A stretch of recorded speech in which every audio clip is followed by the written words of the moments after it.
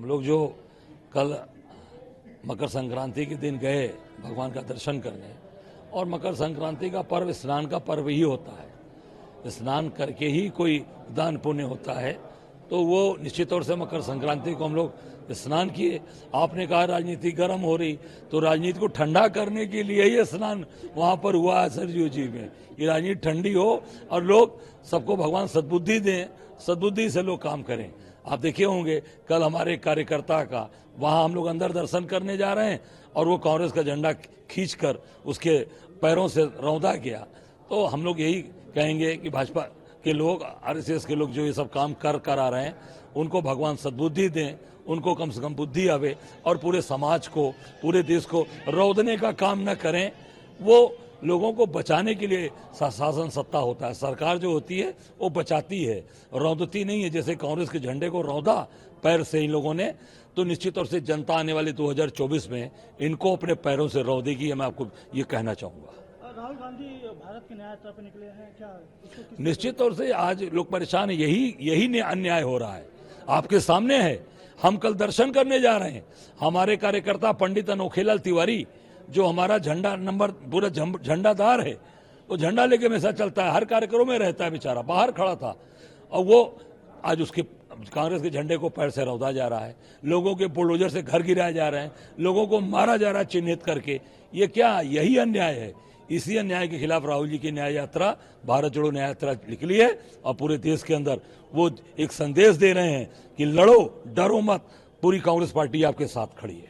मायावती ने कल जन्मदिन पर अपने जो है लोकसभा चुनाव खुद अपने दम पर लड़ने के लिए कहा, अपनी सीट पर खुद लड़ेंगी, तो वही दूसरी तरफ क्या कहेंगे इसको लेकर? जब वो खुद लड़ने की बात कह दी तो उसमें हम क्या कहेंगे? वो खुद लड़े अकेले, हम लोगों ने उनके जन्मदिन पर मंगल कामना की, अपनी शुभकामनाएं दी।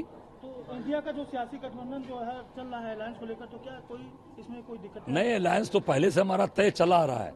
इंडिया गठबंधन में जो दल है, मायावती जी उस गठबंधन का भी पार्ट नहीं रही है, और निश्चित तौर से लोग चाहते थे कि वो पार्ट में हो, पर उन्होंने कल कहा तो अकेले लड़ेंगी, और जो पार्ट के लोग हैं इंडिया गठबंधन के, वो सब लोग एकजुट है, मजबूती के साथ लड़ेंगे। अरे भाई, भगवान जो वहाँ विराजमान है, भगवान रामलला, वो वहाँ प्राण प्रतिष्ठित हैं, जहाँ लोग हजारों लाखों लोग रोज दर्शन कर रहे हैं। भगवान रामलला जो वहाँ पर प्रकट हैं, वो तो प्राण प्रतिष्ठित पहले ही से मूर्ति वहाँ बैठी हुई है। तो मैं समझता हूँ वो तो केवल और केवल राजनीति हो रही है, और केवल राजनीतिक वहाँ पर वो चीजें चल रही हैं।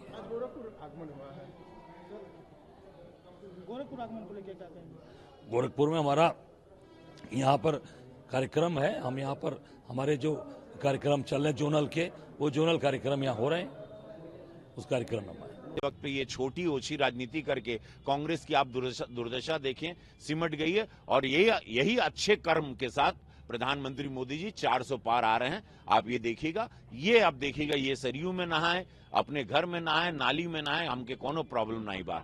हमरे राम आवताड़न, हम मोदी जी के लिए धन्यवाद देव, डबल इंजन के सरकार के योगी महाराज जी के धन्यवाद देव, समस्त भारतीय जनता पार्टी और जितने कार सेवक लगे थे, जितनों की मृत्यु होगी, आज सबके जीवन को, उनकी आत्माओं को मोक्ष की प्राप्ति होगी। जो ये दृश्य जीवित मोक्ष नहीं देख पाए, जो हम लोग देखने 22 जनवरी को जा रहे हैं, सभी सनातनी पूरे विश्व के सबको साधुवाद। और ऐसी सोच और ऐसी ओछी सोच वाली राजनीति को यशस्वी प्रधानमंत्री मोदी जी ने ध्वस्त कर दिया। लेकिन उनका कहना है जो स्नान किए हैं, जो सियासत गर्म हुई है, उसी को ठंडा करने के लिए स्नान किए हैं। नहीं, वो देखा, ये सब इनकी राजनीति की सोच ही नहीं रही है। अब देश ये बहुत विराट हो गया, अब इन लोगों पर बोलकर हम इन सब चीजों में हवा नहीं देना चाहते। इस वक्त देश राममय माहौल में है और देश पॉजिटिव सोच में है। इसमें हम कोई नेगेटिविटी वाली बातें, न इन लोगों की बातों को उभार के भी अपने स्वयं में भी नेगेटिविटी नहीं लाना चाहते। मायावती जी ने कल अपने जन्मदिन बड़ा दुखद रहा। मायावती जी बहन जी, मैं आपका बड़ा